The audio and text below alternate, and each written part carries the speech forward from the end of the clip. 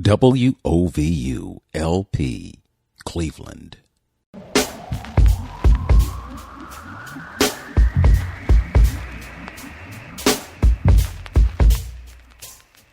This is Open Door with Vince Robinson. In-depth conversations with people who are making a difference in the lives of others here and around the world. Culture is at the heart of who you are. Know your culture, find yourself on Open Door with Vince Robinson.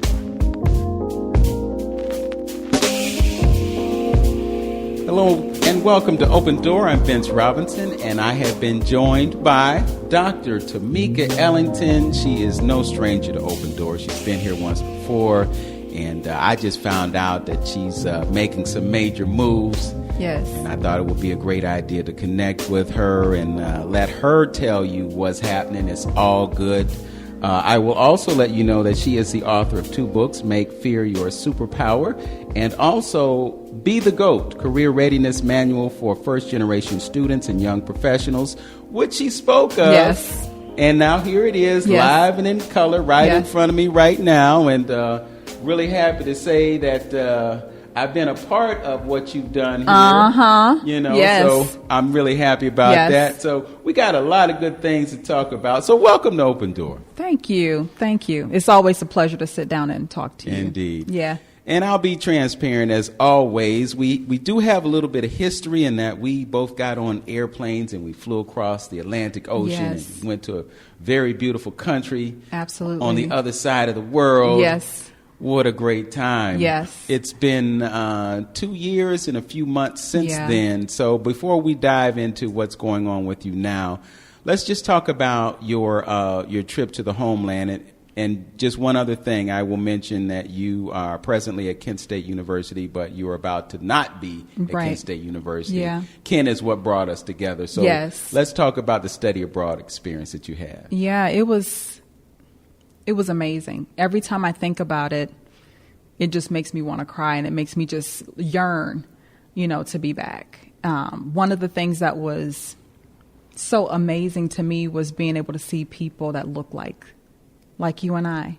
Everywhere we went, there were black people. Everywhere we went.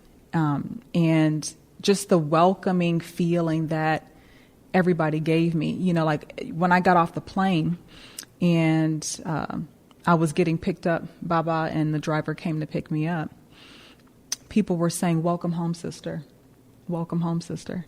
And it was just an amazing feeling to just be there amongst our ancestors. Mm-hmm. Yeah, it was amazing. And it was a real welcome. Absolutely. Absolutely. Yeah, it was. Yeah, because, I've been to Egypt a few times and, you step off the plane and there's somebody there to take your bag and whatnot. And they're saying, "Welcome, my brother," and all that. But, you kind of see through it because their real agenda is getting you to the store that they can make a commission off of what gets sold to you. Right. So it's not an authentic welcome. But when you come to Ghana and you get that welcome, it's from someone who really is happy to see you. Besides the fact that you're coming with money. Right, absolutely. Yeah. It was amazing. One of the best experiences I had when we went was, remember, I went away from the group for a couple days and getting a chance to spend some time at the University of Education in Winneba. And I built some great friendships there. And actually, it was such a powerful connection that the professors there agreed to work with Kent State. And so now our students in the College of the Arts will have an opportunity to go and study away at the University of Education in Winneba. Okay. That was one of the things that I wanted to do before I left. Wanted to get that in place so that students can have another option, because our students, they don't have many options besides Europe and maybe some parts of Asia. They need some place where they can go and feel welcome.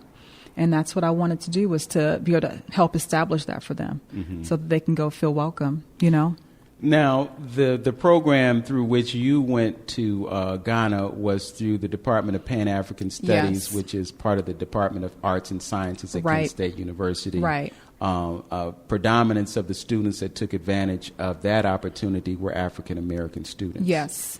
You were in another department at Kent State University. Yes. So talk about that department and talk about the relevance to black students and the involvement of black students in that department. Yeah, so I'm a fashion professor, and I'm now currently serving as assistant dean for the College of the Arts. And so that encompasses fashion, theater and dance, music, and fine arts. And the fashion students, there's a big number of black students in the fashion school. It's one of the most diverse schools on campus. I think we have about 20% black, or about 20% students of color. That encompasses, our black students as well. And one of the things that was important to me was, having a place where our students can go and feel comfortable. And one of the issues that we had was that our black students, they would go study away. And in the School of Fashion, the students have a required study away experience that they have to do. And they would go to places like Italy. The fashion school has a satellite campus in Florence. We also have a campus in Hong Kong that the students go to, in Korea. We have those experiences. And so our students, our black students, would go over there and be harassed, come back with horror stories about what happened to them. We had one of our students, she actually got physically assaulted by an Italian guy while she was over in Florence. And for me, the urgency was, I got to figure out what to do. I got to figure out how I can help these students. And that's, why I put together that study away experience for the College of the Arts. So any student in the College of the Arts can have access to that. The University of Winneba and Education in Winneba, they actually have a very robust arts program. So they have pretty much all the majors that we have plus more majors, And so our students will be able to go there and have an amazing experience and be able to still, learn and, be able to bring something amazing back with them, some amazing knowledge that they got and an amazing experience, Mm-hmm.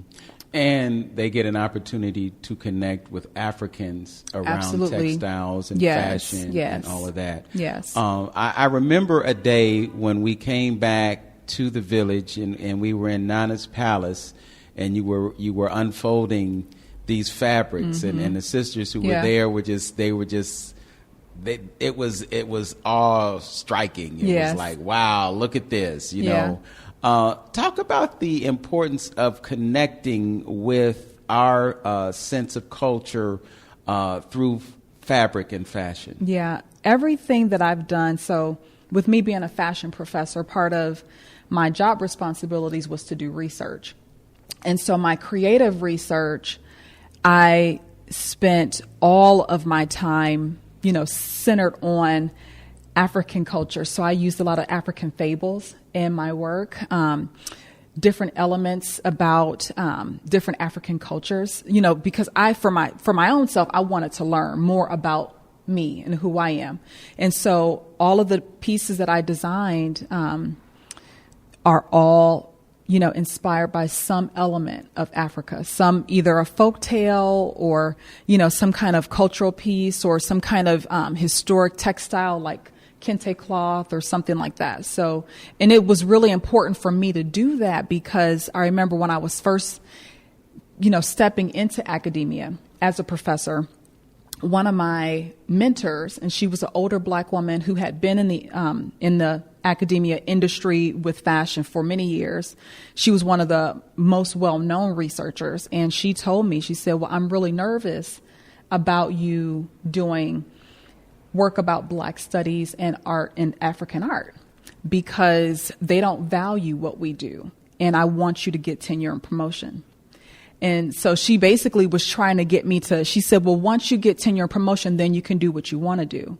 And so she was trying to get me to adjust my original agenda. But I knew in my heart that if I would have done anything other than doing research about our people, I wouldn't have been happy, And so I did what I had to do. I did an excellent job at it and I got a lot of notoriety for it, So I'm glad, I loved her and I'm just glad I didn't, listen to her, and I did what I felt was in my gut to do. Okay. So speaking of doing what's in your gut to do, you have decided to step away from academia. Yes. And to pursue entrepreneurism. Yes. What was the tipping point for you? I got to a point where I was tired of feeling like I was capped. I got to a point where I was tired of having to answer to someone else. I wanted to be in a situation where I can make my own decisions and not have to worry about someone else's decisions, impacting my life and impacting my family's life, having to ask if I can go on vacation, being restricted in, what my childcare could look like, because with me being an entrepreneur, if I want my children to stay at home with me, then they can stay at home with me. But when I'm at the university, I have to put them in some kind of childcare, So for me, it was all around a way for me to be able to have more control over my life and to be able to not allow myself to be capped. What I was saying was I want to be unbossed, and that's what I was going for, being unbossed. I'm the first Black professor ever at the School of Fashion, still the only Black professor at the School of Fashion. And I've not actually even been in the fashion school now for the past 2 years because I've been serving as dean. And they still haven't replaced me. So our Black students, when they want to do research or they want to do maybe, their master's thesis or whatever kind of projects they might want to do, if they want to do Black studies, they don't have a Black faculty member over there that can help, guide them through those things. And so I had students following me, to the dean's office, asking me, well, can you sit on my thesis committee because, I need I want a Black person on my committee and blah, blah, blah. And it's unfortunately, that I still haven't been replaced yet. And it makes me a little bit nervous, but I also have to know that it's time for me to step back.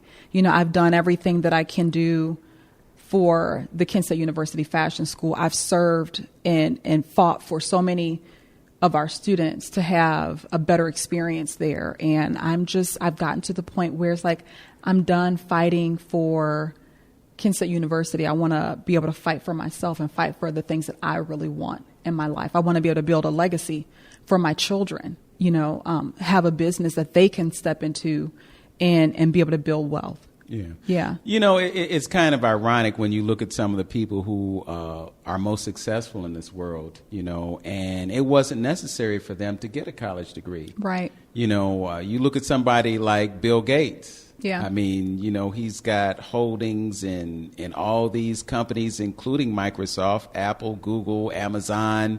Last year alone, he granted $250 million to media outlets. Mm-hmm. He's done all those things on top of his involvement in this whole vaccination thing that's rolling out around the world, and he doesn't have a college degree, but yet, we handicap ourselves many times by thinking that that's the only way that we can be successful. You involved in this world and you're seeing how much of a fight it is, and then coming to the conclusion that perhaps it's best for you and your children, your family, and your future for you to step outside of that paradigm, that conventional paradigm that has been sold to us, but it's a little bit problematic. We're going to talk a little bit more about that education, but then we're also going to talk about these books that you've written and the new direction that you're headed in when we come back. Okay. You're listening to Open Door on 95.9 FM WOVU. I'm Vince Robinson. My guest is Dr. Tameka Ellington, the author of Make Fear Your Superpower and Be the GOAT, Career Readiness Manual for first-generation students and young professionals. We're going to dive into that subject matter, too. Okay. After the break. We'll be right back. Hey listeners, here at WOVU 95.9 FM, we want to stay connected with you. So like our page on Facebook, which is WOVU 95.9 FM, or you can call our request line at 216-271-0959. Again, that is 216-271-0959. Also, don't forget to visit our website at wovu.org. Keep it locked on WOVU 95.9 FM, a BBC community radio station. Welcome back to Open Door. I'm Vince Robinson with Dr. Tameka Ellington, again, author of Make Fear Your Superpower and Be the GOAT, Career Readiness Manual for First-Generation Students and Young Professionals. Before we went to break, we were just talking about the education system, and I was making the point that many people who have been extremely successful, Bill Gates, Steve Jobs, others, did not get their degree, did not graduate from college and went on to become billionaires. We have this idea, this notion, we've been told all our lives, go to school, get a job. But then when you look at the education system, particularly when it comes to master's degrees, that's just one example of the exploitation that takes place. But people go to school, they can't afford to go to that college because it costs so much. Yeah. They get loans. Yeah. Student debt is unforgivable. And they end up paying on that debt literally for the rest of their lives. Yeah. You get a college degree, but you get no guarantee that you will have a job. Right. So to me, in some ways, it's really kind of a racket.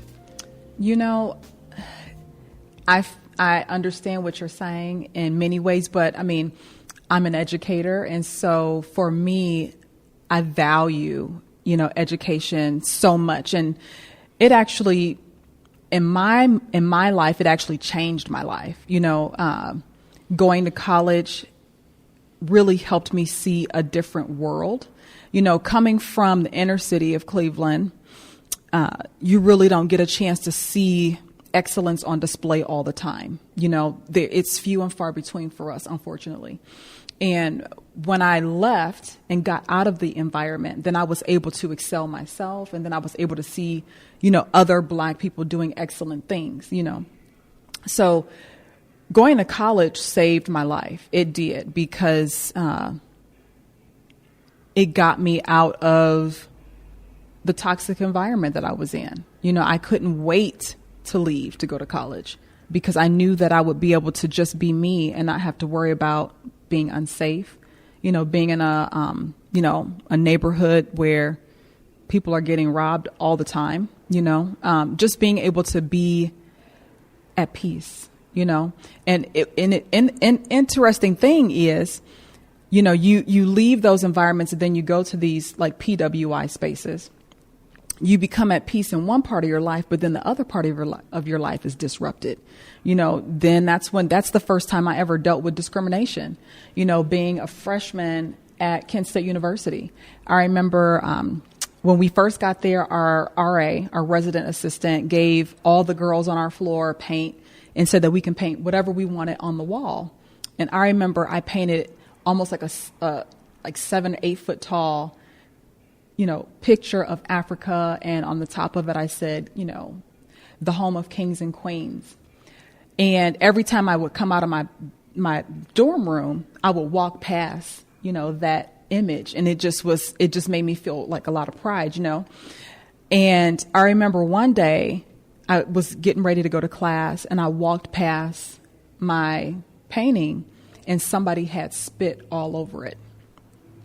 And I went and told my RA and she had someone clean it off for me. But that was the first experience with discrimination that I felt. So I was leaving the inner city and I was getting peace in one way, but then, my life was disrupted in another. It's interesting. I remember being a student at Kent State University, and I was enrolled in the Honors College, and I took an honors history class. And my professor was G.E. Wilson. Okay. And I wrote a paper or something, and I wrote about the builders of the pyramids being Black Africans. And he disputed that. He told me that white people built the pyramids. And, oh, my word.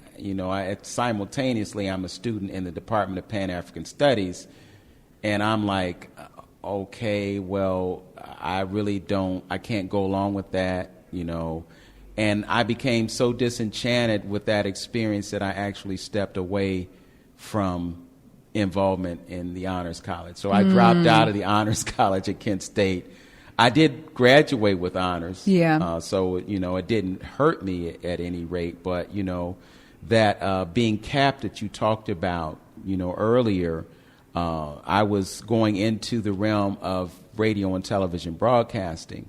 And I actually had enough credit to graduate with a double major in telecommunications and Pan-African studies. Okay. But I pushed back from that because my fear was that they wouldn't hire me at a station if they thought that I was connected to anything that had to do with black nationalism or Pan-Africanism. Yes. Yeah. So, that's us. I mean, today that's still the fear. Yeah. Unfortunately. Right. And that was one of the things about, because I've always been a very vocal person about, especially if I see injustices and students being mistreated, myself or whomever being mistreated. I've always been vocal. And one of the things that I remember colleagues of mine saying was that, well, everybody in this department is scared of you because you're so outspoken and you're so this and that, but again, when you look at the black female stereotype of the, angry black woman, it's like, if I stand up for myself, then I'm angry. People are scared of me, which in all actuality, I should be standing up for myself, and not allowing them to just run over me. Yeah. Yeah. That's something that we really have to get past. Oh yeah. It's old now. It's old. Yeah, I had a conversation with someone earlier today. We spoke of that conversation, and the conversation kind of went to Nina Turner, and they said she's an angry black woman. I said, no, she's just a black woman. Why she got to be angry? Ain't nothing about being angry. It's about speaking about truth, and I'm not saying that she speaks truth, but I'm just saying in a general sense, when you express your truth, it's received as being an angry message, when all it is really is an accurate description of the truth from your perspective. Right. So what's the problem with that? Others can do that. Right. It's kind of similar in the spoken word circles. I'm just looking back at being on a national stage in terms of poetry and understanding that when black people talk about the black plight, they're whining. When white people talk about the black plight, all of a sudden they're compassionate. They're seeing things. They're speaking truth to reality. What's the difference between the truth and the reality that you speak and the truth and the reality that I speak if it's the same truth? Yeah. Well, I mean, the difference is it's lived. For black people, it's a lived experience. A white person can only assume and only, look at what they may observe, but they will never fully understand. And I think maybe, because we are so, and this is not all black people, it's unfortunate, but some black people still don't recognize, that they are black.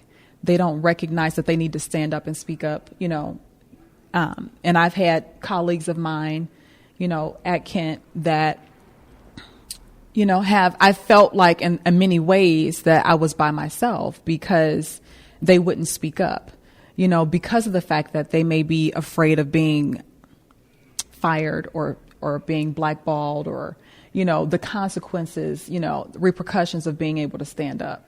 And so a lot of us, they just, they don't have the power to be able to stand up, when it's necessary. Absolutely. Right. So you talk about stepping away, being the first, being that pioneer, and I'm sure that when you leave, there's going to be a void or a vacuum that's left because you're not there to represent. Any regrets about walking away from the students who are so dependent upon you to open doors for them? That's a good question, because I've been dealing with that for the past 2 years. When I took the position as assistant dean, I knew that I wasn't going to be as connected to my students anymore. And really what that did was it gave me an amazing transition so that when it was time for me to leave the university, I wasn't so attached. So like if, since I'm stepping out and now becoming a full-time entrepreneur, if I would have done that right from the classroom, it would have been really difficult. But I remember, my last week of teaching before I became dean, I spent the whole week crying because I knew I was going to miss my students, and I love them, and that was difficult. But I feel like my calling is so much bigger than me, and God has been waiting on me for a long time. Mm-hmm. And so I need to do it. Okay. Yeah. What suggestions can you give them to give them a voice and give them power to face what they're facing as they navigate going through coursework at an institution like Kent State? Stay closely connected with student orgs that focus on that. Like, we're lucky at Kent State, we have the Black United Students. So stay connected close with those kinds of with those peers so that you can have a voice, and they rally together, and that for sure, that they rally together and they protect, each other. And so if you can stay connected with that, and also too, I always recommend that my students find other mentors too, because even though I was there in the School of Fashion, I could never be the almighty guru. If you, are looking for me to be the almighty guru, then you're, having yourself at a disservice, and I truly believe that you should have a group of mentors, everybody that can give you different things. And so my students are going to have to go outside of the fashion school to find mentors elsewhere. And just for those who are enrolled in those kinds of programs, what can they expect to happen after they go through the process of being educated at an institution like Kent State University and receiving a degree? Well, the fashion school is one of the top schools in the nation. So we've been holding the number 4 position for many years now. So we're 4th in the nation and 13th in the world. So our students, when they go out into the industry, we have a 90% hiring rate. So pretty much all of our students go out and they get jobs and they get a chance to work for large companies like Limited Brands, or they may go to New York and work for, large companies like Liz Claiborne or Ralph Lauren or whomever, So our students, when they leave, they're well prepared and they get jobs. Mm-hmm. So. What many do, particularly elites that have the benefit of the resources to pay for high-priced education, is they may work in that industry for a while, work for a company, then they become a consultant, then they create their own, and then, they get the benefit of wealth that's handed down to start businesses and so forth. We don't have the same paradigm for the most part. There's some of us who may have a little bit of the same, but not all of us have that benefit. So it's great that you're able to give them advice on that level, and it's great to know that they do have a chance at gainful employment, but at some point you have to look at stepping away from that, because the only way that you'll really know your own freedom is to create your freedom. Absolutely. You're never going to have your freedom when you work for someone else. So. Yeah. When I was working in the fashion industry, one of the things that always tugged at my heart was the fact that I felt like I wasn't making a difference in the world. I was trained as a designer to make really cool product. One of my last jobs that I had while I was in the industry was working as a designer for Abercrombie & Fitch. And so I'm in the industry making this cool product, that's buying and flying off the shelves. But I oftentimes felt as though I wasn't contributing anything to the universe. That I was making this product, but I wasn't changing anybody's life.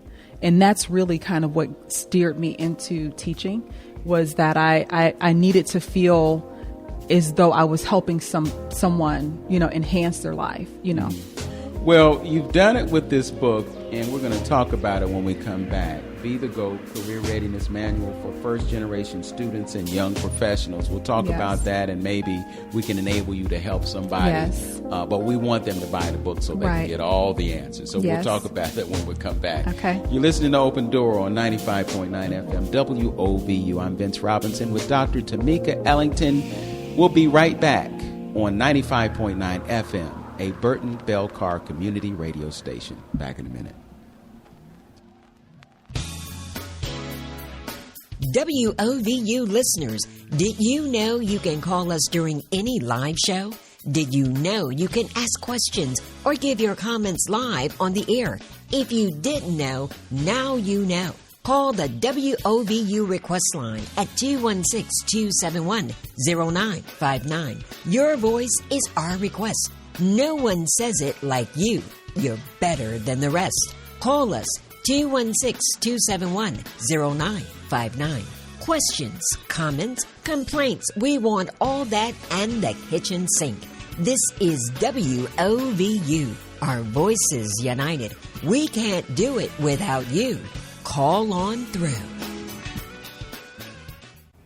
You're listening to Open Door on 95.9 FM WOVU. I'm Vince Robinson, and my guest is Dr. Tameka Ellington. She is the author of Make Fear Your Superpower and a book we're going to talk about right now, and that is Be the GOAT Career Readiness Manual for First-Generation Students and Young Professionals. So we've been talking about being able to find a job after you get your degree, what it's like to navigate that field and then maybe step out on your own.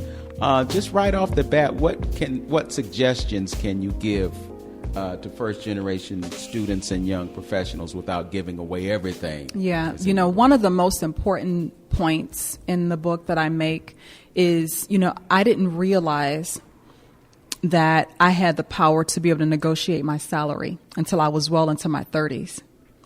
And I'm a first generation student, so I'm the first person in my family to go to college to get a degree. And unfortunately, I'm still the only person to get a degree. I really hope that my siblings, would have gone to school and, gotten, to see a different type of life. But, for me, it was just the fact that I didn't know, what was going to happen after I graduated. I didn't have a clear indication on how to go about getting a job, how to interview. And then once you get in there and you get the interview, then the fact that you have the power to negotiate your salary, and I feel like, research has shown that first generation students oftentimes make about 11 to 12% less than their peers because they don't know about negotiating their salary. They're just happy to have a job. Most students, about 50% of students that are first gen also come from low income backgrounds. And so when they get a, big corporate, big time job, they're just happy to have the job. Right. Nobody schooled them on what to do once you get there. Absolutely. Yeah. And I talk about culture, like corporate culture. Or even just like no matter where you're working, whether it's corporate or wherever, there's always going to be politics because there's people there, right? And so I had no idea about the politics situation. I was so naive. And when I got there, I was just Tameka from Cleveland. From Glenville, and when you go into those spaces, and especially if there's not a lot of black people, you can't really show up in that way.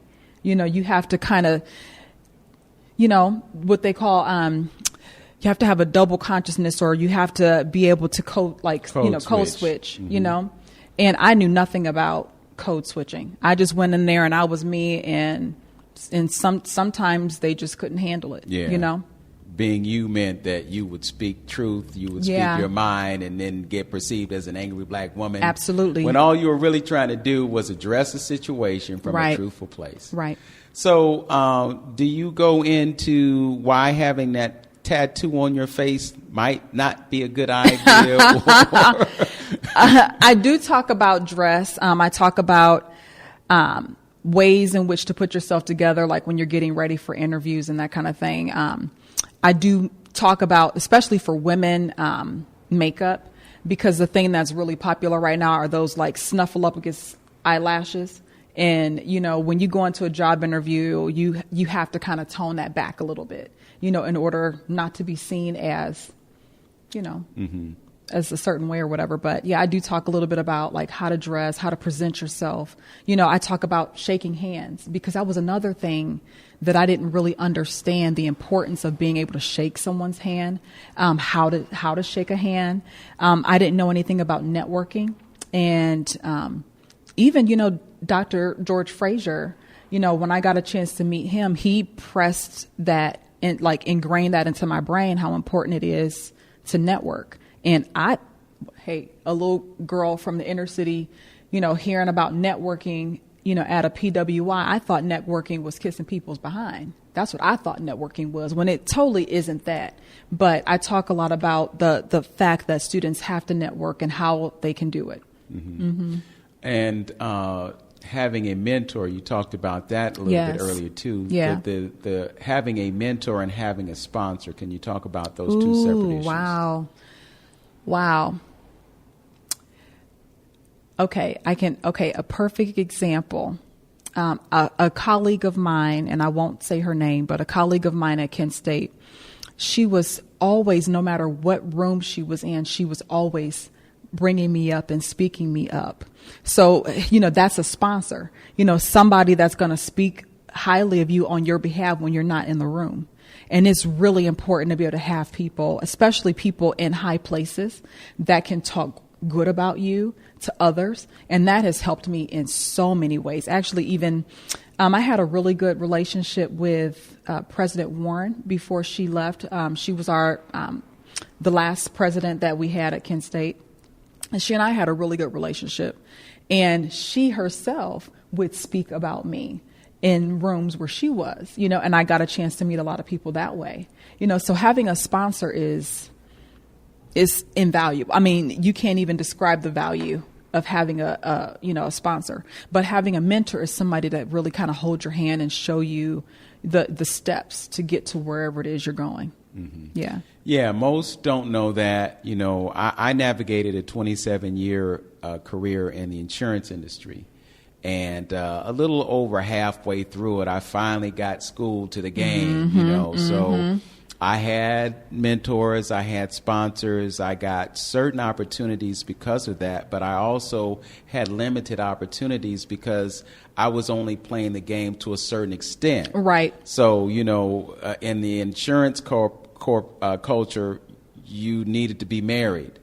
Oh, really? I wasn't married. Oh, you wow. needed to say that you were mobile. In other words, you're willing to put your life on the line and go anywhere they want you to go. You know. And I was like, well, no, I have a life outside of this job. Yeah. And, I got an open mic poetry set to do on Tuesday. So it's not really feasible for me to be out of town to do that reinspection. Right.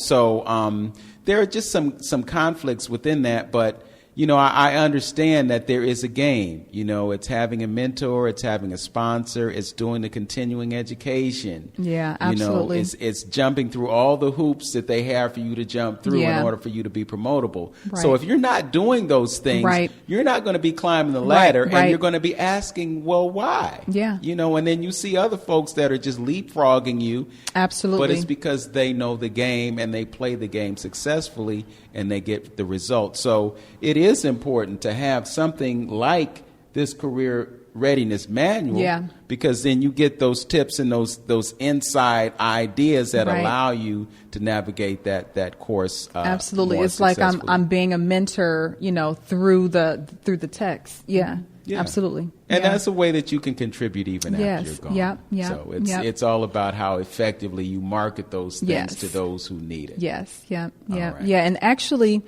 once I start on the speaking circuit full time, my target audience is still young people. So students in high school, college students, those are the ones that I, really want to be able to empower. Other people will come and I'll do women's events and things like that, but my main target is young people. Okay. Yeah.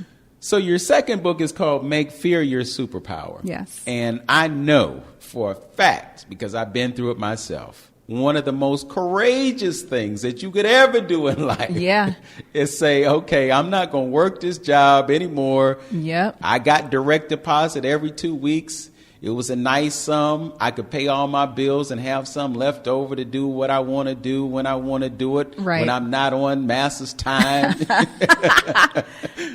So, but you have to have a certain amount of courage in order to make that decision. You talk about making fear your superpower. Obviously, you have done it. Yeah. What enabled you to come to that conclusion in your life? You know what, for me, and I've had people tell me that, like, oh, you're so brave. And, you know, actually, you don't know this, but I just got divorced too. So that was a major part of this transition as well, because unfortunately, you know, when I talked to my ex-husband about wanting to have a business several years ago, he was not really supportive of that. He wanted me to stay at the university, and any, you know, entrepreneurial thing that I was doing, he wanted me, like, if I was gonna do it, he just wanted me to have that, like, on the side. But to have that be, like, you know, the bane of what I'm doing, he wasn't with it. And so I decided to get divorced. And people are telling me, oh, you're so brave to be able to do that, and you're so brave to be able to leave the, you know, the university, especially when you have I'm leaving a 6-figure salary. So I'm a assistant dean and I have a 6-figure salary. So I'm leaving a 6-figure salary. But when you have a calling that is so strong on your life, and I truly feel like Spirit has been calling me to do this, and I can't not listen. I can't not listen. Yeah. Well, you know, that 6-figure job could be shackles around your ankles. Absolutely. You know? Absolutely. Because if you have a calling, that means that there's something within you that has a resolve that enables you to live in your purpose. Yeah, absolutely. You know? And if you're not living in your purpose, but you're making those 6 figures, you're going to be miserable. Yeah, absolutely. If you're in that marriage with someone who does not support your dreams and your aspirations and your ability to live within your purpose, you're going to be miserable. Absolutely. And the only person who has control over what happens to you is you. Absolutely. So it's not so much about courage as it is about self-preservation. Absolutely. Yeah, absolutely. Yeah. Yeah, that's what it was for me. I had to do what was best for my soul, for my spirit. You know, my spirit just wouldn't allow me to not follow through, you know? Yeah. Yeah. Okay. So let's talk about your entrepreneurism. You've already done 2 books. Yeah. You've talked about, working for Abercrombie and Fitch, designing for them. You have all these skills and talents that enable you to create product. Product is the basis for entrepreneurism. Yeah, absolutely. So talk about having made the decision and talk about what comes after you've made this decision. You know, the decision was, it was easy for me to make, especially I think what really propelled me to make the decision was everything that happened with COVID. I lost a couple of my friends to COVID. A girlfriend of mine lost her mother to COVID. And so when I started seeing, like my world just kind of like flashed before my eyes, I was like, I can't not take this opportunity. And I can't. I don't want to go to my grave with regrets. And that was, how I was able to make that decision to do this. I didn't want to go to my grave with regret saying, I wish I would have, when I was young, I could have had the opportunity. I don't want to have that regret. And so it was, that decision for me was easy to make because I wouldn't have been able to live with myself. Yeah. Yeah. Well, Dr. Ellington, you're a fairly young-looking woman right now. I'm not even going to venture to guess how old you are, but I'm just going to tell you something magical that happened to me when I turned 40. And that was just the realization that there's no turning back. I'm not going to get any younger. If there are any things in life that I need to accomplish, now is the time to get started. Absolutely. And I get a sense that that's kind of where you are right now. Oh, yeah. So we're going to talk about the road ahead when we come back. Okay. You're listening to Open Door on 95.9 FM WOVU, a Burton Bell Car community radio station. I'm Vince Robinson. I am with Dr. Tameka Ellington, the author of Make Fear Your Superpower and Be the GOAT, Career Readiness Manual for First-Generation Students and Young Professionals. We'll be right back after this. Are you or someone you know in need of help? Here's a resource you can turn to. The Thea Bowman Center has been serving the community for over 50 years and provides services to help support Mount Pleasant and surrounding communities of all ages. Some of these programs include adult education like GED, computer classes, food pantry, senior outreach, youth after school, and summer programs, and much more. Are you a Cleveland resident in need of a GED preparation, a food pantry, youth or senior programs? Then call the Thea Bowman Center at 216-491-0669 or visit TheaBowmanCenter.org. Call the Thea Bowman Center at 216-491-0669 or visit TheaBowmanCenter.org to register today. This message is brought to you by the Thea Bowman Center and WOVU 95.9 FM, Our Voices United, a Burton Bell Carr community radio station. What's up, Cleveland? It's your girl, Jazzy J, and I just want to know, have you downloaded our app yet? Yes, our app for Androids and iPhones. All you got to do is go to your app store and download WOVU 95.9 FM, and you can listen to us anywhere. Hi, this is Amanda Freed from PCs for People, and you are listening to WOVU 95.9 FM, Burton Bell Carr Community Radio. Welcome back to Open Door with Vince Robinson. I am with my guest, Dr. Tameka Ellington. We're recording this interview at Larchmere Arts, 12726 Larchmere Boulevard, enjoying the sights, sounds, and scenery as we sit here on the stage, which I have to tell you, in a few weeks we're going to be doing a concert with Ken LeGrand of Horns and Things. My drummer, Rashawn Blake from the Jazz Poets, and myself, I'll be playing keys and bass. So it's going to be an interesting night of entertainment and culture right here in the heart of this cultural district on Cleveland's east side. As we took our break, we wanted to get into entrepreneurism, and I mentioned the fact that you've written these 2 books and you've done some fashion designing. You're stepping away from a 6-figure salary to explore the world on your own as an empowered woman of African descent. So you've got a road ahead of you. There may be some uncertainty, but you've learned a lot from the past few years, and you're gathering those lessons to empower you as you embark upon this course. So tell us what you're going to be doing. So I started a speaking business a couple years ago, and I was just doing it part-time. And I decided that it was time for me to do that full-time. And I also started a real estate business. So I have my first rental property that I just acquired. And so I plan on, being able to grow my portfolio, with that. But speaking is something that I would have never guessed that I would have done, because I used to be a very shy young lady, used to be very shy. And then once I got in the classroom, that's when I've been able to open up, and my students would tell me things like, they would, give me these beautiful little cards, and they would say things like, oh, well, Dr. Ellington, you really changed my life. You helped me increase my self-esteem, and now I feel like I can do anything. And so not only was I teaching, and I just wanted to be the best professor that I could be. But then when I had these students telling me, I've never seen anybody work as hard as you. Your work ethic is amazing. And, you are such an inspiration to me. And my students always say that. You're such an inspiration to me. And so once I got a taste of understanding what God placed, the power that God placed in me to be able to inspire others, I was like, oh, I need to do this all the time. This is what I need to do all the time. Yeah. Okay. Yeah. So I know that you have a podcast that you've been doing. I've seen it on Facebook a few times. Yeah. I started a YouTube channel. Yes.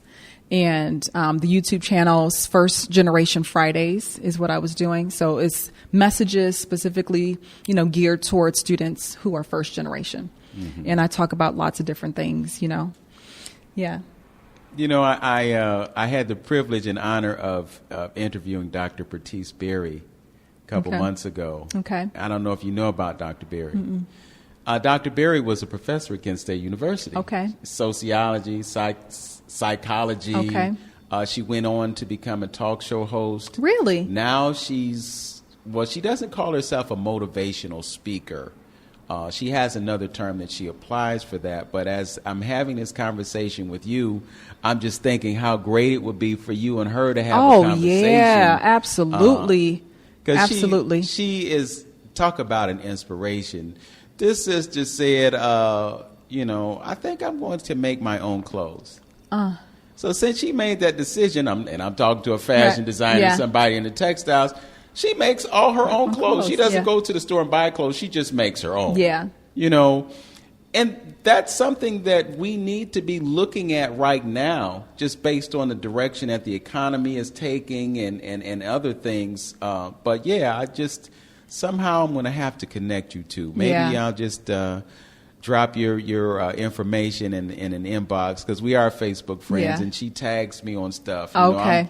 I feel like, wow, Dr. Berry, I just to have an opportunity to have the conversation with her, and then after we finish the interview, we talk for another half hour. That's nice. Yeah. I mean, she had her phone and she's showing me around her house because she lives in Savannah, Georgia. Yeah. Don't say that. You know what? That's where I want to go. Oh yeah. I want to move to Savannah, Georgia. You need to connect with Dr. Berry. Wow. Yes, you need to. And I've been saying that I wanted to move there for, it's been years now. I've been saying that, and that was another reason why I got divorced, is because my husband did not want to move to Savannah, Georgia. Mm-hmm. He didn't want to leave Cleveland. Yeah. I don't want to demonize the brother, but you got a wife that's got all these skills and talents. She could double that 6-figure absolutely income if you just. You better say it. Believe. That's right. You better say it. Absolutely. And I would ask him, how would you feel being married to a millionaire? Mm-hmm. And he just, I don't know what it was. And I oftentimes, just wonder, what that was. I don't know if it was just a lack of confidence in himself or what it could have possibly been, but I still don't understand why it was like that, like why he couldn't support me in that way. I don't know. I think sometimes, and I'll just speak from the male perspective, I'm not speaking for him, I'm just speaking for men in general, but sometimes the man, because he wants to feel empowered, he's going to hold his mate back. Right. It's that whole pride in knowing that I make the coin in the family. Right. Yeah. So I can call the shots. And then when you get to a point where you're making, instead of looking at it as, hey, we got this one basket. Absolutely. We're putting all our eggs in this basket and we're moving forward together. Yes. So it doesn't matter. So you made $50,000 more than I did last year, but it's collectively, it's all ours. So absolutely. Why does it matter? Right. Sometimes, just looking at the way roles have changed in our society, sometimes she is making more. Yeah. Sometimes it might be him that stays home and homeschools the children or, whatever, while she's out doing what she does, bringing it back to the family. So I think we have to stop living in the past to a certain extent. Yeah. And we have to realize that society, nations evolve, people evolve, families evolve, cities evolve, and you have to deal with what's happening right now. Absolutely. It doesn't mean that you negate everything that happened in the past. You learn from what happened in the past. Right. But to a certain extent, we're victims of our past. Absolutely. You can't let it hold you back. The ideology of what society and family is supposed to be, you can't let that hold you back. It's just like corporal punishment within our families. I was thinking about this last week, having conversation, and they say spare the rod, spoil the child. Oh boy! All of us have horror stories about about being spanked, about the switch. Yeah, absolutely. About the belt. Oh yeah. And sometimes when you're a child, you just have a creative imagination. Yeah. I'll never forget, speaking of Savannah, I used to live in Savannah. Okay. And one time the family was in the 63 Impala driving down the road, and I don't know what possessed me. I just wondered what it would look like for my hat to fly in the air. And I took my hat off. And I tossed it and I watched it fly, and it was the most amazing and wonderful thing I had ever seen in my life. Yeah. And I wasn't thinking, well, Dad slaved and he's worked and he's paid all that money to buy that hat, and I just threw it. I'm 6 years old. I'm 7 years old, and I'm not thinking on those lines. It's just a childlike curiosity. Yeah. So the answer to that, and I don't remember if I got a spanking or not. Maybe I got a spanking and I've just suppressed that memory. Yeah, right. But I'm just thinking in my 64-year-old mind right now how I would have handled it with my 64-year-old evolved brain understanding things in 2021. Oh, yeah, absolutely. And at that point, it's like, well, son, I appreciate the fact that you wanted to see that. It wasn't a wise thing to do. Right. Because either I abandon the hat or I drive back and get it. Right. And it causes a disruption in our travel. Right. You're 7 years old, but you can understand what I'm saying to you. Mm-hmm. So you have that conversation. Yeah. And as a child, I'm appreciating the fact that you're not holding something over my head and about to punish me for being a child. Yeah. But we default to things that we've done in the past because we say, and you hear people all the time, they say, oh, well, I got whoopings, I turned out okay. Yeah. Really? And and honestly, that is one thing I can say that my marriage has helped me see a different way. My ex-husband is a psychologist. Wow. Yeah. Right. Wow. Right. He's a psychologist, and he and I, would have long conversations about, how to discipline the kids and things. And growing up where I grew up, everybody got whoopings, and that was what I was used to. And when we first started off with the children, I used to spank them. And eventually I got to a point where I was like, you know what? I'm not going to spank them anymore. I think the last spanking that my little boy got, he was maybe 5 years old. He's 12 now. And so, that was one of the amazing things that came out of that, that connection. So now mommy has conversations. Absolutely. Mom has conversations, and there's some reasoning and rationale and not reverting to us doing what the slave masters did Absolutely. to us. Absolutely. Yeah, absolutely. Yeah. It's so important for us, again, to learn those lessons from the past and to not repeat them. Yeah. So the paradigm changes, and we have to change with the paradigm. So you have these two books. You've got the podcast. I don't want the time to get away from us before we get a chance to let folks know how they can connect with you. So everybody can connect with me on my social media. I'm on Facebook, Dr. Tameka Ellington, PhD on Facebook. I'm Dr. Tameka Ellington on Instagram and Dr. Tameka Ellington on LinkedIn. So they can connect with me that way. Okay, and Tameka is Tameka. Yes, Tameka. Ellington, Ellington. Yes. Like Duke Ellington. Yes, absolutely. Yeah. And my website, they can also explore the website. The website is drtamekaellington.com. Okay. Yeah. So you've done these two books. So you have any plans to do another one? Yeah, I do. Yeah. The next book is probably going to be a storyline of empowerment stories that first generation people that I've been interviewing, because I've been interviewing some of my colleagues and other people who are first gen who've been able to accomplish amazing things in their career. And so I interviewed those individuals. And so I'm going to be putting together a book, about empowerment in their lives and how they've been able to, accomplish the things that they've accomplished regardless of, being first in their families or regardless of having support from their families. And, so I think that's going to be the next one. Okay. Yeah. And do you plan to publish it yourself? Yeah. Okay. Yeah. Yeah. Another courageous move. Yeah. But a necessary move, Yeah. Because we can wait for publishers to pay us. Absolutely. And what ends up happening is initially we pay them. Right. Yeah. And then they control our product. Yeah.